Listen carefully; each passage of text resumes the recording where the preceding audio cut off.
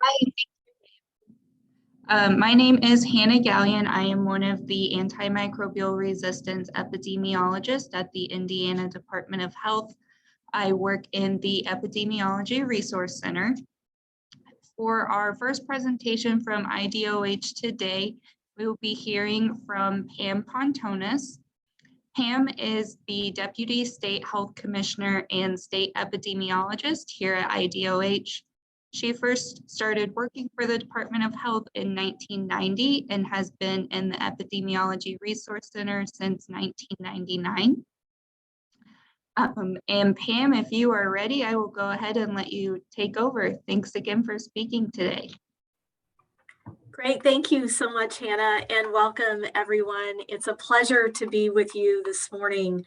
I'm going to share some information with you on many different IDOH updates that we have in store, including COVID and monkeypox, and then also be sharing a little bit of information with you on our IHOPE grant and where we are right now with the Governor's Public Health Commission. As Hannah mentioned, I'm the Deputy Health Commissioner and State Epidemiologist here at the Indiana Department of Health. And again, it is my pleasure to be with you this morning. I'm going to start sharing my screen and hopefully this will work. Let me make sure that everyone can see it. We can. Would you like to go ahead and put it in presenter mode so we're not seeing the additional slides? Yes. Is that going into, is it working? Looks Perfect. like it is. Yeah. Awesome. All right, thank you so very much. So we'll go ahead, jump in and get started with some COVID updates.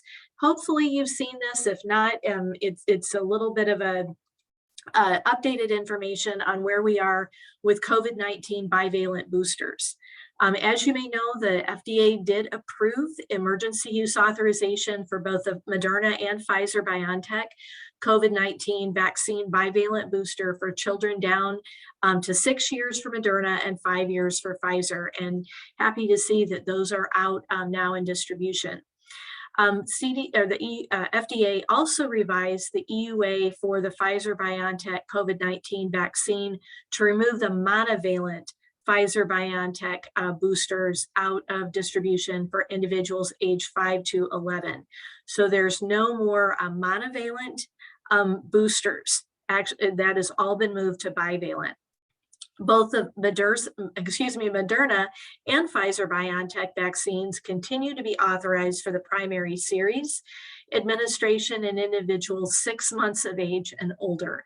So those children aged 6 months up to 5 years, primary series only, no booster doses for that age group, but kiddos 5 years of age and up can receive that bivalent booster. In addition, also want to stress that our Zotex system, I don't believe has been updated yet. Excuse me, so please use your own EMR or enter doses into CHIRP. Also wanted to mention that FDA has approved through EUA Novavax vaccine now for primary series and for boosters. We have received some information about some booster vaccination errors submitted about Pfizer. Multiple vaccination errors have been reported on the CDC's VAERS, the Vaccine Adverse Events Reporting System, since the bivalent boosters for ages 12 and older have been authorized, and seem to be related to the same gray color cap on the monovalent vaccine for the primary series and the bivalent for boosters. Those gray caps are very similar, with the only difference on the vial being the labeling, and that's a very small font. So you want to pay special attention to that. And sometimes people may get confused about when to give those bivalent boosters. That bivalent dose is a one-time booster dose that is given after the last COVID vaccine whether that was a primary series or a previous booster. Keep in mind too that the gray cap Comirnaty, which is the Pfizer approved vaccine, has an expiration date, whereas the authorized vials have, through FDA's EUA, have a manufactured date. The following link that you see there on the end of this bullet shows if your vial is still valid versus expired based on the lot number. So you go to this link, enter the lot number from your label on the vial, and you can see whether that dose or that vial is expired or not. Pfizer also has daily immunization site training available at that site. With no need to register, you just click on the link to join if you want additional information or training. CDC has also updated its definition of up-to-date related to vaccines. CDC considers someone up-to-date with COVID-19 vaccines if you have completed a COVID-19 vaccine primary series and received the most recent booster dose recommended for you by the CDC. And those recommendations are based on three things: your age, the vaccine that you first received as your primary series, and then the length of time since your last dose, whether that's a primary series dose or a booster dose.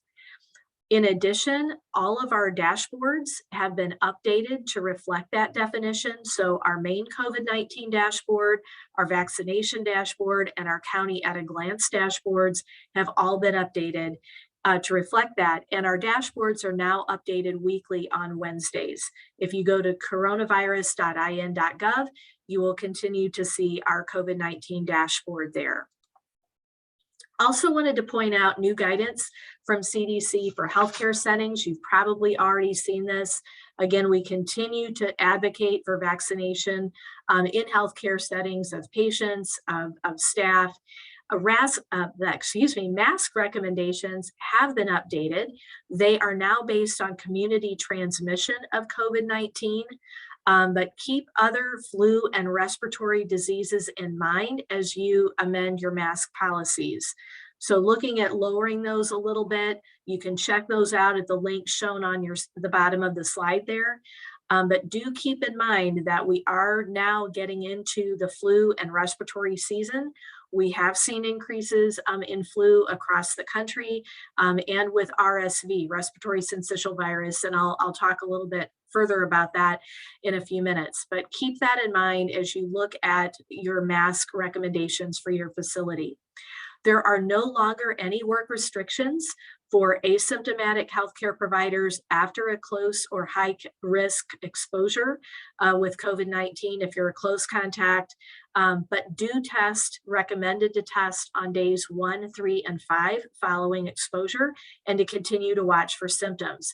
If symptoms develop, even if that COVID-19 test is negative, please stay home, isolate, get retested, or consider also seeing your healthcare provider for testing for other respiratory agents.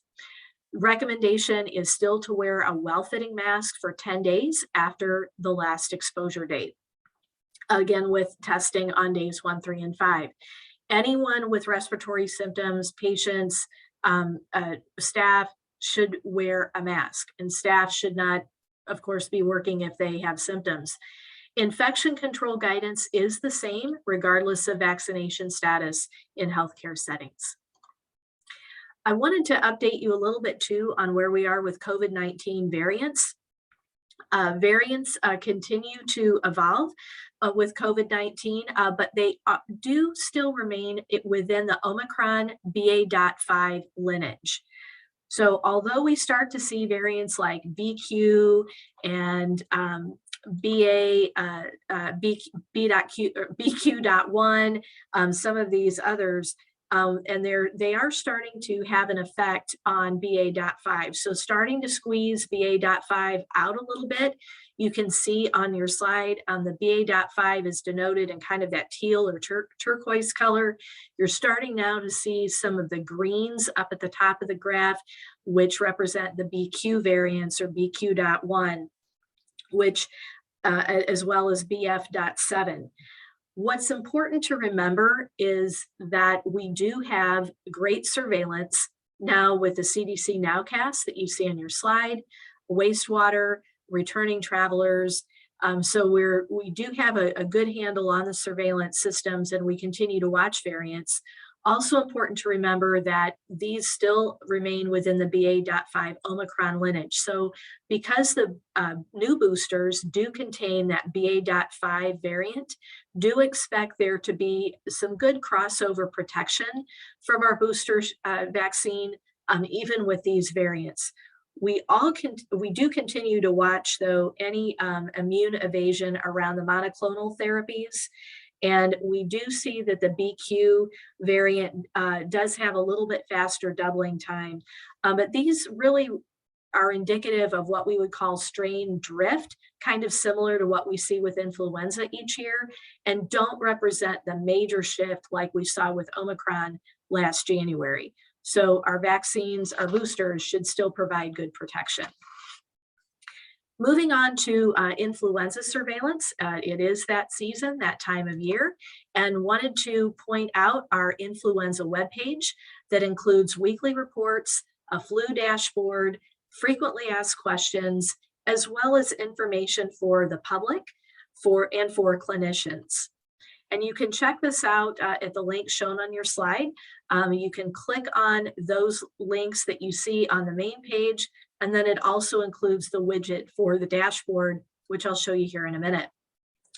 This is taken from the weekly report that was posted last Friday. And these are posted every Friday now, each week throughout the season, which ends in May. Every flu season is different. If you've seen one flu season, you've seen one flu season. But we do know that the activity in the Southern Hemisphere can sometimes be a harbinger or a predictor of what we see here in the Northern Hemisphere. And there's some good news and bad news. Bad news is that reports out of the Southern Hemisphere are showing increased activity from flu for their season. Australia reporting the highest level of activity for flu in the past 5 years. So really higher levels of flu activity in the Southern Hemisphere with their season that's wrapping up.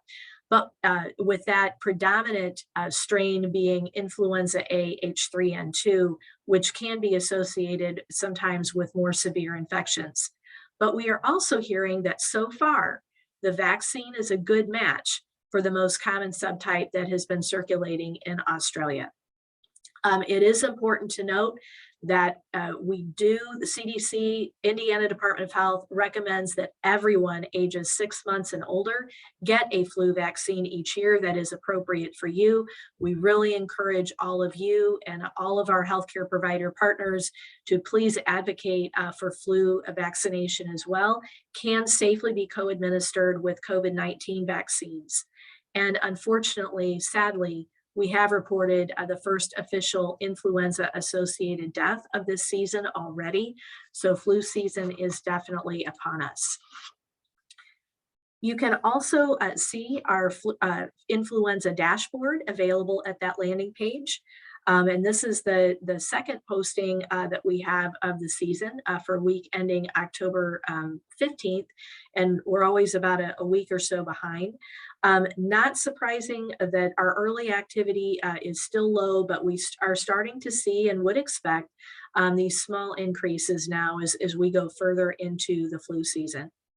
Our data include influenza-like illness, both from syndromic surveillance, which includes hospital emergency departments and urgent cares, as well as sentinel surveillance, those healthcare providers who have agreed to provide patient counts of influenza-like illness, as well as to collect nasopharyngeal swabs for testing and serotyping at our Indiana Department of Health laboratories. You can also check out the totals of influenza-associated deaths and the circulating strains of flu, again, that we identify through the serotyping from our State Department of Health laboratory. We do need more Sentinel providers to report data and collect specimens for subtyping at our laboratory. So please see the recruitment letter and enrollment form on that influenza landing page that I showed a few minutes ago.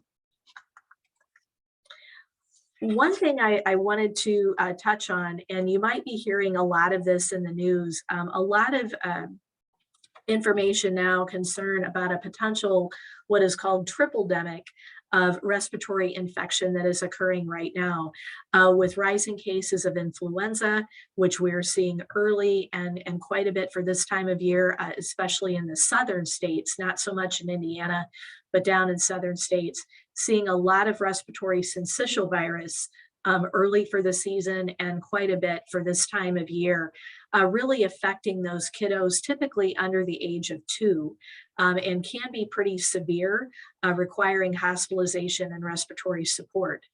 Right now, COVID is stable and numbers have been declining in Indiana and nationally, but we are still watching our surveillance systems closely for any winter seasonal surge, and especially those new drift variants that I mentioned.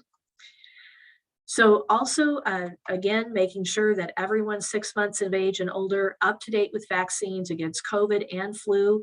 There is no vaccine for RSV. So really encourage you to educate parents, patients that you see coming into your facilities. You might have been seeing some increased RSV in your facilities or in your communities. And folks have asked, well, why are we seeing these increases in flu and RSV, especially so early? And really due to less masking, masks have really decreased, more gathering, particularly indoors now as weather gets colder. But because we were masking and distancing, we didn't have the transmission of some of these other respiratory viruses over the past couple of years with COVID. Now we've got cohorts of kiddos and people that have not had as much exposure or immunity from past years. So we're seeing that bump up now, particularly with RSV. Moving on to share a response update with you on monkeypox. This graph taken from the CDC shows the 7-day daily average of cases through October 19th. As of October 24th, about 28,000 confirmed cases of monkeypox have been reported in the US and over 75,000 worldwide. This trend continues to decline, fortunately. So hopefully that is showing that our education and vaccination efforts are truly making a difference. We have also launched a dedicated monkeypox website that includes a dashboard widget, information for the public, frequently asked questions, information for clinicians, local health departments, and additional resources. Clinicians and local health departments can order the Jynneos vaccine to prevent monkeypox and also the TPOXX antiviral from that site and get information on testing, case reporting, contact tracing, and clinical guidance, such as transmission of monkeypox virus, signs and symptoms, incubation period, infection control, and links to CDC's website and resources, along with the ordering forms for Jynneos vaccine and TPOXX if a clinician, healthcare provider, does identify a patient with monkeypox and is clinically suspected. As you can see from our monkeypox dashboard, Indiana is also following that same epi curve with overall cases declining. As of October 23rd, Indiana has 246 reported cases, and that curve is really flattening there if you go out to the right. The dashboard also includes demographic information on age, race, ethnicity, and gender. And then also you can toggle on that map between the numbers of reported cases by district, public health preparedness district, and by county. County counts are restricted to those counties that have reported at least 5 cases or more. And this dashboard is also updating weekly on Wednesdays. CDC was really focused with states on initially post-exposure vaccination for individuals using Jynneos vaccine. In other words, folks who had been exposed to someone with a monkeypox infection. CDC has now moved more into a pre-exposure prophylaxis strategy for vaccination now that more vaccine is available. Still not recommending routine immunization against monkeypox for the general public, because we do really see the vast majority of cases focused in men who have sex with men, although not all of them, but really focused on those individuals at highest risk. And monkeypox pre-exposure vaccination strategies, and we're really using our healthcare provider partners to offer JYNNEOS vaccine to people with the highest potential for exposure to monkeypox, such as gay, bisexual, and other men who have sex with men, transgender or non-binary people who in the past 6 months have had some of the following risk factors, and people who have had anyone who has had any of the following risk factors in the past 6 months, such as sex at a commercial sex venue, sex in association with a large public venue in a geographic area where monkeypox transmission is occurring. So CDC has opened up that vaccination strategy a little bit while still really wanting to reach folks at highest risk for monkeypox infection. I also wanted to share a little bit with you about our IHOPE grant, which is the Indiana Healthy Opportunities for People Everywhere.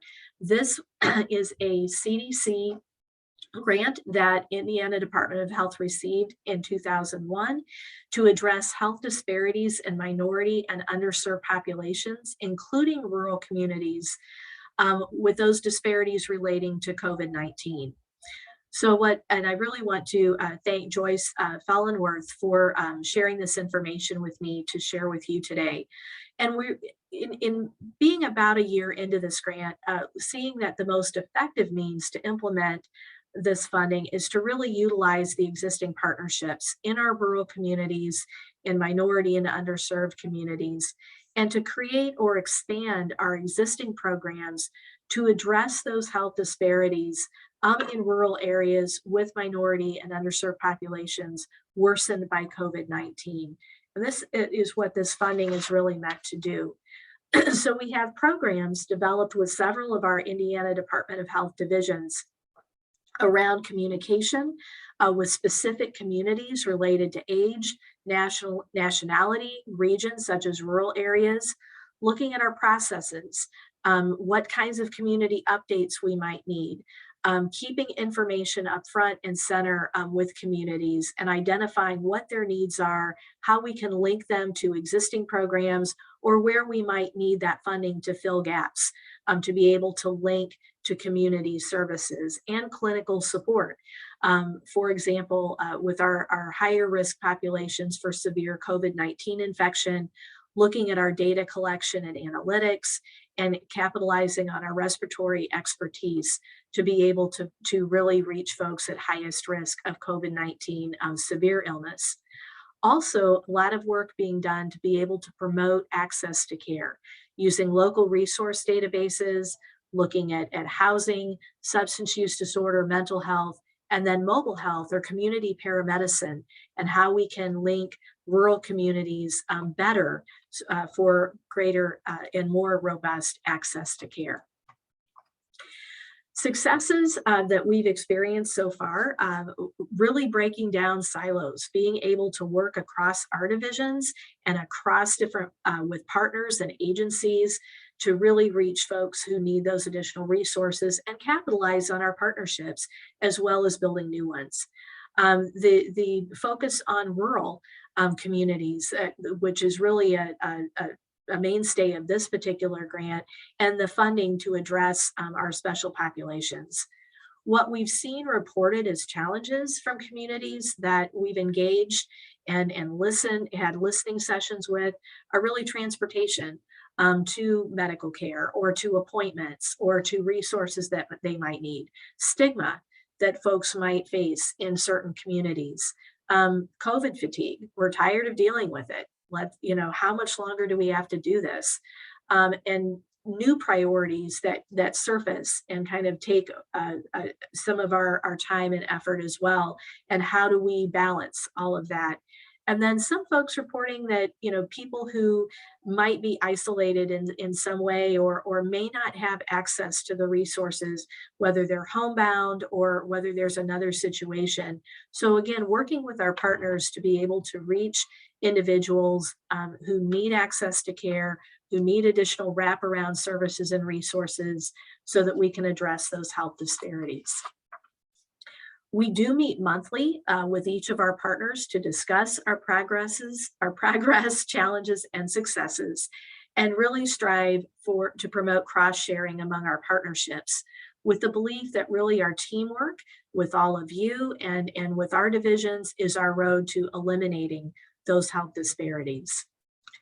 And finally, I wanted to wrap up with how our Governor's Public Health Commission is doing right now. And you may know that on August 18th of 2021, Governor Holcomb established the 15-member Governor's Public Health Commission and charged it with examining the strengths and weaknesses of Indiana's current public health system. So local health departments and the Indiana Department of Health are partners, and making recommendations for improvements. These recommendations contained in the report, it's 128 pages, is posted on our website. It was submitted to the governor in early August of this year, and really is the culmination of months of research, stakeholder meetings, and public comment focused on 6 key work streams. And those include governance, services and infrastructure, funding, data and analytics, emergency preparedness, and childhood and adolescent health. So you may ask, why is this work important now? And really, this work is important now because it shows how investments make a big difference in public health. A recent study from the 2021 U.S. News and World Report ranked Indiana 32nd among best states. Above on the left of the slide, you can see in the green that Indiana ranked really well in affordability and opportunity with education of our pre-K through 12th grade, as well as for economic growth and public safety. But when you look at the 2021 America's Health Rankings in the red on the right, Indiana doesn't fare as well. We ranked 45th for smoking and tobacco use, 46th for obesity, 43rd for mental health, 41st for childhood immunization rates for children under 35 months, and 45th for public health funding. When we look at life expectancy across our state, and this is a measure that is used to really help illustrate the health of a population, that's where we see those rankings really reflected and making a difference. Indiana's life expectancy has been decreasing since 2010. Our 2019 life expectancy, and we chose pre-pandemic years so that comparisons are available, of 77 years in Indiana, that's our average overall life expectancy, places Indiana almost 2 years below the US national average. They're shown in the blue line, giving us the rank of 40th in the nation. It's important to note on the graph, as you can see, that that has not always been the case. Back in the early 60s, Indiana's life expectancy was ranked 18th, was actually above the national average. Then from the late 60s to the mid 90s, we pretty much tracked the national average. However, in the mid 90s, we began to diverge from the US average, and you can see that our decline has further expanded that gap that you see there on the graph. Most importantly, though, our life expectancy among our 65 and older population has actually been increasing. It is the life expectancy of working age Hoosiers, ages 25 to 64, that has actually been declining. Even more concerning, if you look at the map on the shown on the right on your slide, you can see disparities in life expectancy by county. The difference between the county with the highest life expectancy, Hamilton County, and the county with the lowest life expectancy, Scott County, is almost 9 years. In the same state, 2 different counties. And as you review that map, you'll see that our rural counties have many times significantly lower life expectancies than our other counties. When we take a look at public health funding findings, and we use pre-pandemic numbers because the influx of federal monies is not an accurate view of funding of public health year after year, so we stayed pre-pandemic. When you look at total state funding for public health and CDC spending per person, you can see that Indiana is really well below the national average.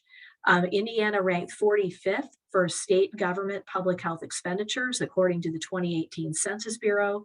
And the revenue of 90 of our 94 local health departments is below the national 25th percentile. So if you take a look at, that many of our local public health funding comes from local government, about 70%, many times from property taxes, whereas across the nation, that is reversed in many states, where the state government actually provides the bulk of the funding for a local public health department. In addition, funding per capita varies greatly across counties in our state, ranging from $125 per person to $83 per person in Marion County. So what we've learned through COVID, which showed a light on this even more, is the challenge is really getting increased recurring state investment in public health to be able to support the consistent delivery of core public health services in every local health jurisdiction. We know that there are great variances among counties in the delivery of the core public health services, and we want to be able to create a consistent delivery of those core essential public health services in every local health jurisdiction. Local elected officials in each jurisdiction will get to decide whether to opt in to additional funding that we hope to have appropriated by our legislature this coming budget session in the spring. And then if they do opt in to receive that additional funding, agree to provide the core services that will be attached with that funding. We also are striving to increase the coordination and collaboration at regional, district, and local levels with additional state support staffing for local health departments to provide needed support in areas that we saw through COVID may not be as high or robust. We do know that services best support Hoosiers when they're delivered locally, and the Indiana Department of Health is committed to having a local health department presence in every county. We know that according to the Fairbanks School of Public Health Indiana Public Health System Review, published in December of 2020, that Indiana has a known clinical and public health workforce capacity issue. More than half of Indiana communities are less likely to be implementing nationally recommended public health activities compared to other states, likely related to workforce shortages and skills, according to that report. So Indiana must ensure that it has sufficient information on the health workforce, including public health and healthcare, to identify shortages and support workforce planning, which is also part of the Governor's Public Health Commission recommendations, and then be able to provide expanded training, recruitment, and retention to ensure that workforce capacity and skills are sufficient to support Hoosier health. We know for our healthcare partners that an increase in public health funding will impact the incidence of Hoosiers presenting for care by decreasing trauma, including accidents and falls, decreasing chronic disease, and preventing the spread of infectious disease. And you can see several possible outcomes that can result from that increased public health funding to impact those preventive programs, and then the response if there is an infectious disease, and how we can also continue on that prevention end. So fewer children presenting with head trauma from bike accidents, or fewer diabetic patients presenting with uncontrolled diabetes or neglected diabetic ulcers, fewer fractured hips from falls that people may suffer, fewer hospitalizations secondary to croup and flu by being able to provide immunizations, shorter hospital stays for Hoosiers without comorbidities when they are infected with flu or COVID, and then being able to decrease the rate of comorbidities through prevention of chronic disease.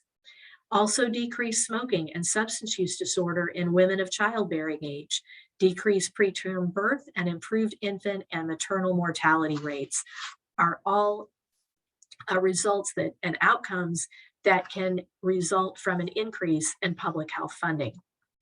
So our next steps is as we move forward with our recommendations and with being able to support that investment in public health, is that we know local health departments will benefit from additional state support at district and regional levels to enhance capacity to provide public health services. And we are working to be able to provide that support. We know that investing in public health today assures economic security and prosperity tomorrow by attracting new businesses and talent. Businesses look at the health of a state when they think about locating a business in a particular area. We know that investing in public health supports a healthier, skilled workforce and also helps us prepare for public health emergencies and to improve health outcomes. The end result being that every Hoosier has access to the same core public health services, regardless of where they live, and our overall Hoosier health improves. I encourage you to check out the full report and recommendations of the Governor's Public Health Commission at www.in.gov/GPHC. And we do look for community support to be able to make that ask from our legislature in the next coming session starting in January. So spread the word. We are trying to build a coalition and grassroots effort to support this. I also wanted to call your attention to save the date for Public Health Day, scheduled for Thursday, January 26th from 11 a.m. to 1 p.m. Eastern in the North Atrium at the State House. It will be a fantastic day celebrating public health, and we hope launching off the recommendations. I also wanted to announce our upcoming Dental Health Month in February of 2023. It's a little early, but not too early, with a focus on oral health education and screening. Our own Nellie Chawla, our Director of Oral Health here at Indiana Department of Health, is spearheading our Hoosiers Give Kids a Smile program, requesting dental clinicians, pediatricians, local health departments, and community organizations to be part of the 20th year celebration of a national movement. So please, we'll be getting information out and watch for more information coming in February. And with that, I want to thank you all very much for your time today. At this point, I'll turn it back over to Karen or to Hannah for questions or to move on with our next presentation. Thank you, Pam. That was a great presentation. I don't see any initial questions right now. Are you free to take a big Q&A after Caleb's presentation? What time is Caleb presenting? Caleb's presenting right now. He just has a 10 to 15 minute presentation, and then we were going to do a big Q&A if that works for you. That works. I will be here. All right. Well, I will introduce Caleb then. Caleb Cox is our senior multi-drug resistant organism epidemiologist here at the Indiana Department of Health. He's also in the Epi Resource Center, or ERC. Caleb started as our Candida Auris subject matter expert last fall, and he will be giving a brief presentation over Candida Auris and some of the new resources in the toolkit.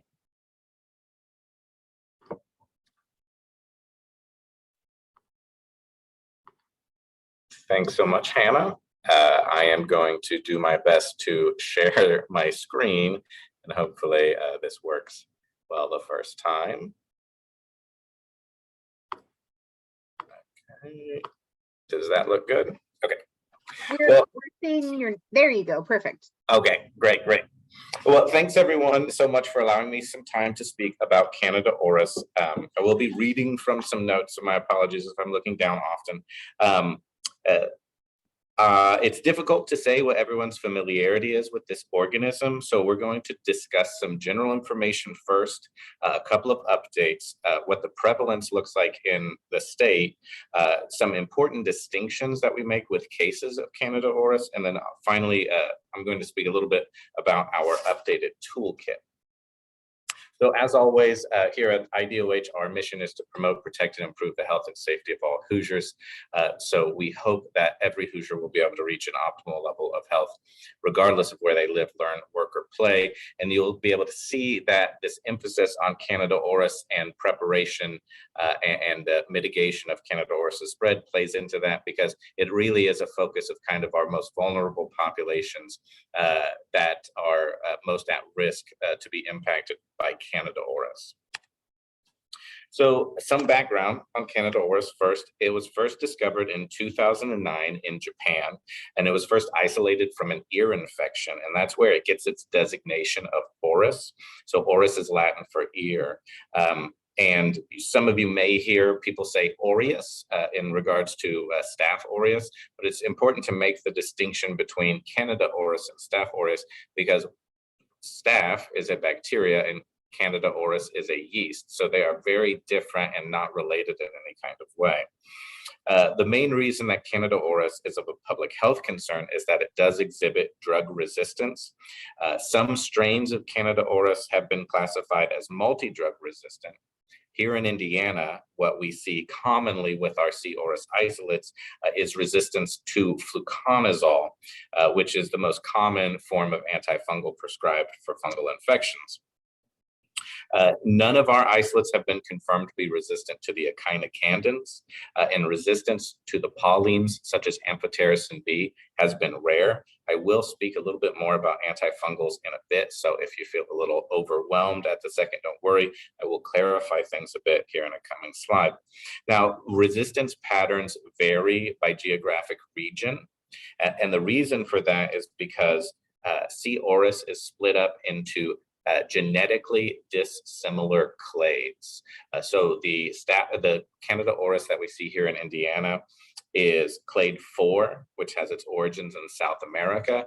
Lots of the Candida auris that they were seeing in Illinois were also from this clade, and it kind of traveled over from there.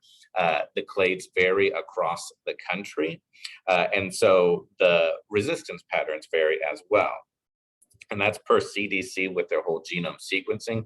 We look at susceptibility tests so that we can see what resistances are looking like, but we don't actually do any of that genome sequence testing to see what the clades are here on a regular basis. Another reason why Candida auris is a public health concern is that it can persist in the environment for a long time, for up to multiple months. And it's also difficult to disinfect when it gets into the environment. So it has necessitated its own list of approved cleaners. That's EPA's List P. And then finally, C. auris has a very rapid transmissibility in a healthcare setting.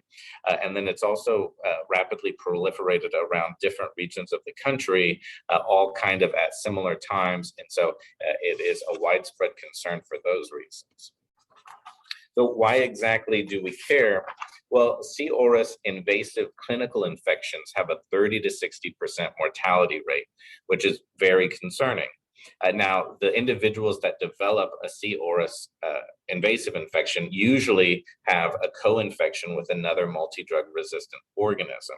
So these co-infections lessen the chance of survival overall for individuals that are already ill. Now, additionally, some C. auris infections have been resistant to all antifungals. This is pan-resistant Candida auris.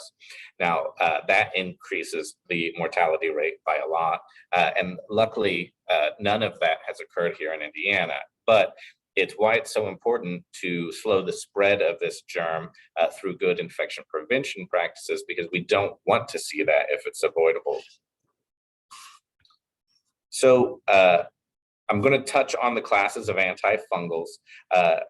There are only 3 classes of antifungals that are available right now for use for treating antifungal or for treating fungal infections in people. So we have the azoles, we have the echinocandins, and we have the pollines.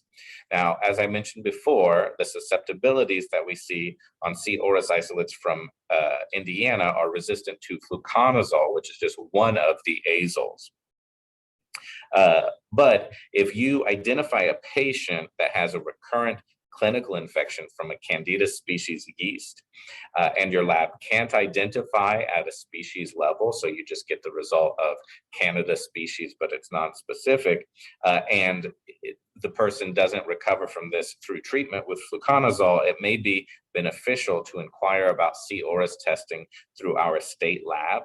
So you can always reach out to us if you have concerns that you may have an undiagnosed C. auris case at your facility.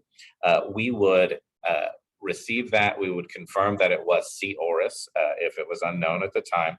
And then we would have the susceptibilities tested through our Wisconsin testing lab. Now that's the Wisconsin State Lab of Hygiene, and it's part of our antimicrobial resistance lab network. And testing, it's a regional lab that's set up through the CDC so that we can perform susceptibility tests on all of the Candida that we're seeing here in the state. And then it also would be beneficial to help with treatment purposes after it was confirmed to be C. auris. Now, I wanted to briefly talk about an update to the communicable disease rule. We're scheduled to update the CDR, but its go live has not been 100% established. The most current update that we have is that in early 2023, the update will come out. C. auris will be added to this as mandatorily reportable. Right now, we just would like and recommend that all cases of C. auris are reported to us, but it will become mandatorily reportable when the CDR updates. All C. auris isolates from clinical specimens should be sent to the state lab for confirmation testing if the patient has no history of clinical C. auris. Now, additionally, a clinical infection from an unusual Candida species can be sent to rule out C. auris.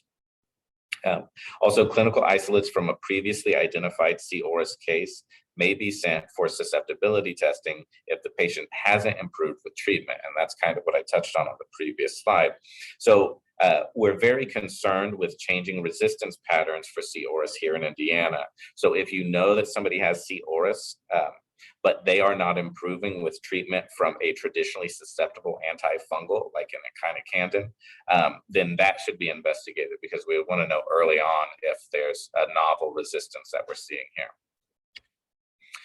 Here are the Indiana case counts. Now, this is updated through March, so the data is not current as of this month, but I think it's very illustrative for the point that I hope to make, which is you can see cases occurring with regularity starting in 2020. And then in 2021, we see about the same number of cases until we start doing much more screening toward the end of 2021. And then we have a big increase in the number of colonized cases that we've found. So the blue portion of that bar represents the colonized cases and the orange are clinical infections.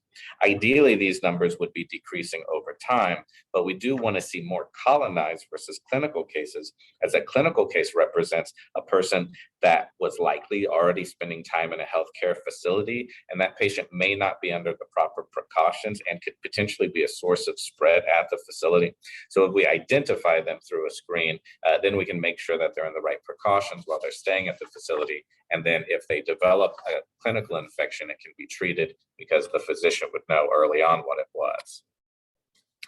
Here are the Indiana health districts. I show this just in case you're not entirely familiar with where your facility is and what county and then what district that corresponds to. So if you want to take a quick look and see what county or what district your county is in, that will help with the next two slides. And this is the district distribution that we were seeing in 2020. And it's important to keep in mind that this district distribution is based on the healthcare center where the case was diagnosed and not necessarily the county where the resident was from.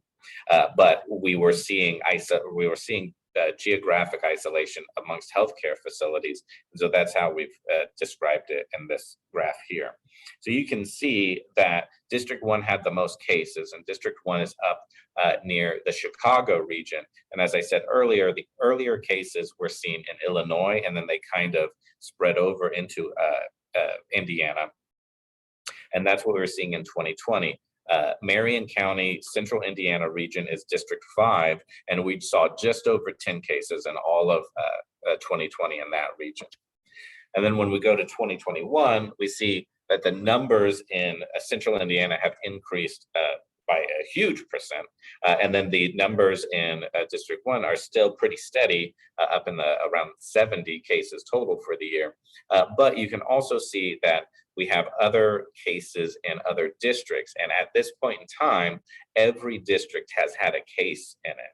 And so I say that just so you know, C. auris is something that is slowly diffusing throughout the rest of the state, and it's important to be prepared for it in the event that you see a case come up in your facility at some point in the near future. It's not just isolated in Northwest Indiana or Central Indiana any longer. I wanted to briefly speak about colonization versus a clinical infection. So cases are differentiated based on whether they are a colonized case or a clinical case, but both represent an important, importance to a public health perspective because they represent possible sources of transmission. So a colonized case is usually asymptomatic. We need to actively screen to find it. You can't just look at somebody and see that they're colonized. There is no decolonization process, so the person would have to be considered colonized indefinitely until we get some sort of a process in place, which would be done by the CDC. Also, the presence of the yeast is not necessarily causing an adverse health effect. And finally, it's usually not treated. Now, this is important to remember because the evidence isn't there that colonization treatment with an antifungal would result in long-term removal of C. auris from the individual. And overtreatment of C. auris with an effective drug could lead to resistances developing. With a clinical case, the patient is actively treated. There's that associated 30 to 60% mortality rate. Now that's at the national level. That's not what we're seeing here in Indiana. And the patient should be considered colonized after the course of treatment is over. That last piece is recommended by the CDC because they found evidence of clinical infections resolving, and the patient is later test positive on the screen. So with disinfecting the environment, some very important things to remember is you need to be aware of what cleaners are available at your facility. You need to pay attention to the contact kill time listed on that disinfectant container because it's not a one-size-fits-all scenario at all times. Sometimes the contact kill time for C. auris will be longer than other organisms listed on the bottle. So it's important to know if you're disinfecting for C. auris, what is that exact contact kill time for C. auris? I would recommend that cross-referencing your list of available cleaners with the EPA's list P. And there's that link there on this slide, but all you have to do is Google EPA list P and you'll find it right away as well, so that you know you have a cleaner that can disinfect for C. auris at your facility.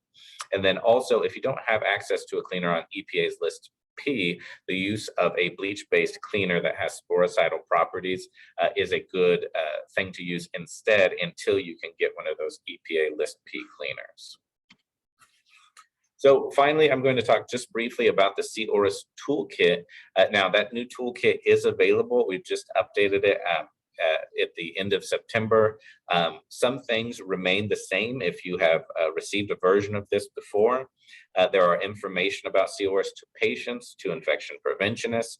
There's signage about enhanced barrier precautions and contact precautions. There is the interfacility transfer form, which we encourage the use of. And then there is the C. auris reporting form, which if you find a case at your facility, you would want to fill that out and get that to us right away because it has a lot of important information that we'd like to keep track of for any positive case. And then it also has C. auris trends from the CDC in there. There is also the updated version of the enhanced barrier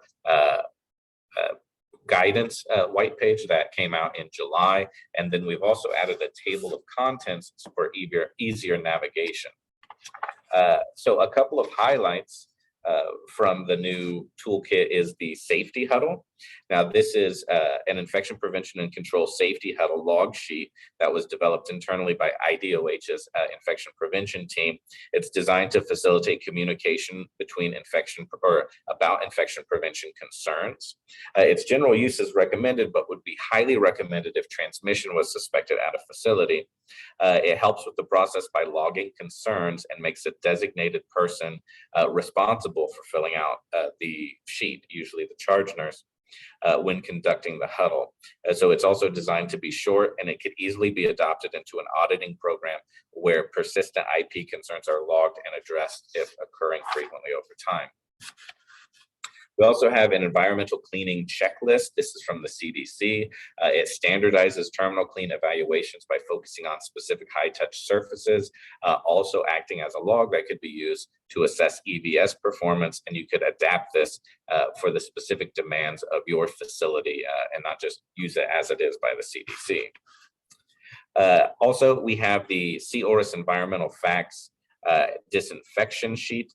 This is a great reference sheet for all things disinfection and C. auris. It was also developed internally by IDOH's IP team, and it includes recommended devices to clean per shift, helpful reminders for staff that use list peak cleaners, and then also being aware of the contact kill times. So it's very valuable because it's both C. auris specific and specific to disinfection. We have guidance on transfers, interfacility transfers. This is an updated version of a guidance one-pager that came out back in, I think it was January of this year. It has updated numbers, updated C. auris case numbers, and it also includes links to the CDC C. auris fact sheet, and also that enhanced barrier white paper that I spoke about earlier. And it can be a great use of posting in order to increase C. auris awareness at your facility. So finally, I wanted to emphasize that stopping C. auris spread at a facility is an absolute group effort, and it's not just the physicians who are treating, the public health workers who are monitoring, the nurses who are caring for them, or environmental service staff or environmental services that are cleaning that are crucial to the endeavor. It's everybody together that are necessary to slow the spread of this potentially very deadly organism. Now, studies have shown that during an outbreak, environmental contamination of C. auris can be extensive. And the primary way to control that is through environmental cleaning and disinfection. However, other germs that are in the environment and other infection control measures are designed to protect both the patients, which is extremely important in the case of C. auris, but also employees, which is important for many of the other organisms that may be present in the environment. There's my short references, and that is it for me. So thank you so much. And I think we're ready for questions now. So.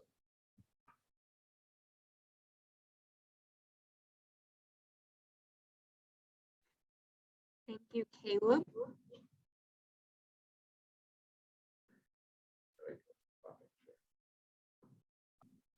Anna, this is Becky, and I did have a couple of questions emailed to me from an individual, and the question is for Pam.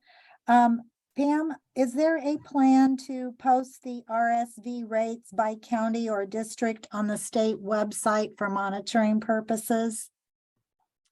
That's a great question.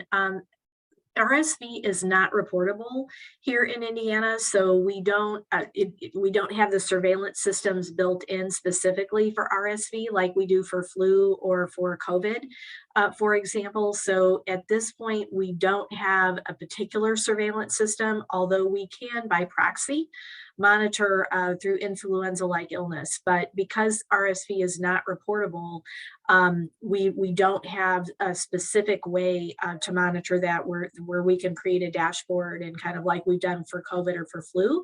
But we'll certainly take that back and see what we might be able to do in the future in terms of what we could pull from laboratory reports. Thank you. The second part to their question is, does the Indiana Department of Health plan a community campaign regarding RSV awareness? We do not right now have a community campaign around RSV awareness. What we have done is work with healthcare providers, being able to get information to them. But we don't have a specific campaign truly for RSV on its own, but rather kind of an overall respiratory, we've been communicating with clinicians about flu, about COVID, but not RSV itself. But clinicians are aware and they are tracking it. So that is something else we can certainly, think about, or at least getting more information out to clinicians. Thank you. They just emailed too. Are you aware of a toolkit that could be used for community messages that's already available? And I'm assuming perhaps even from other organizations such as the CDC. For RSV? Correct. The CDC, I think I have not looked at the CDC site about that particularly, but CDC, I believe, does. And Hannah, are you aware of any, or? I am not, I don't do a ton with respiratory illnesses, Okay. but I can also take that to our respiratory epis and see if they're aware of any. Yeah. Thank you for that. I'm not aware right off the bat, but certainly we could look and see what they might have available. Great, thank you. If you have questions, please enter those into the Q&A. You can do that by hovering at the bottom or top of your screen, depending on the type of computer you have, and click on the Q&A icon. And you can also use the raise the hand function, and we would be glad to unmute you for any additional questions. And Hannah, that was all the questions that were directly emailed to me. Okay. I do have a question for Pam. You talked a little bit about the Governor's Health Commission. Is there anything right now that facilities can do to be involved with that, or anything for them to be on the lookout for?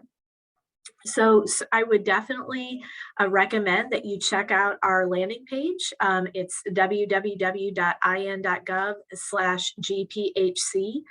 Certainly would recommend that you take a look at that, at the Governor's Public Health Commission report recommendations. Would also encourage you to attend or check out the Public Health Day at the State House on January 26th.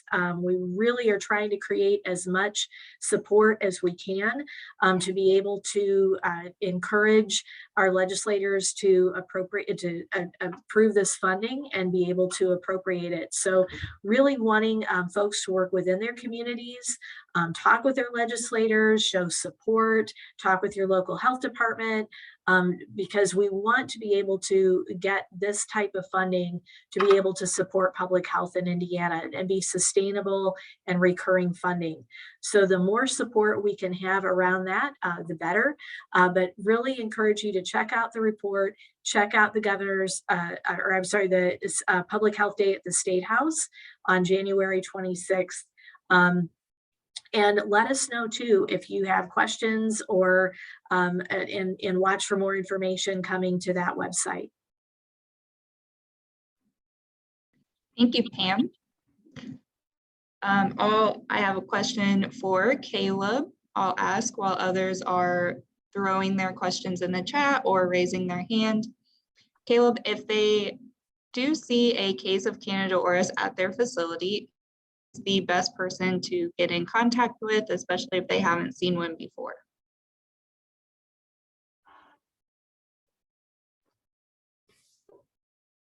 Thanks for that question, Hannah. The best thing to do would be to contact either myself, Hannah Gallion, also on the AR team here at IDOH. Also, we have our Candida auris epidemiologist, Marcy Bryant. All of that contact information, the contact information for myself is on the slides. that I believe will be distributed, but you can also look up the antimicrobial resistance webpage, and then that will have our contact information there. So just giving us a phone call and being like, hey, I just had this happen, I don't know what to do. We've certainly had facilities contact us, and then we can walk you through that process and make sure things get going as soon as possible. And certainly always better to reach out if you have a question as opposed to wait and put it off and then maybe potentially become a bigger issue than it was to begin with. So I would say always give an email or give a phone call if you have a situation like that arise and you're unfamiliar.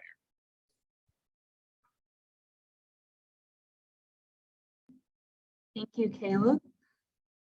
Becky, I am not seeing any other questions. I don't know if you've gotten any additional ones through email. That's all the questions I have at this time. All right, well, thank you again, Caleb and Pam, for presenting today. They both were great presentations, and it's always great to see what's going on at IDOH. I will go ahead and turn it over to our next session then. I believe that is Joyce and David.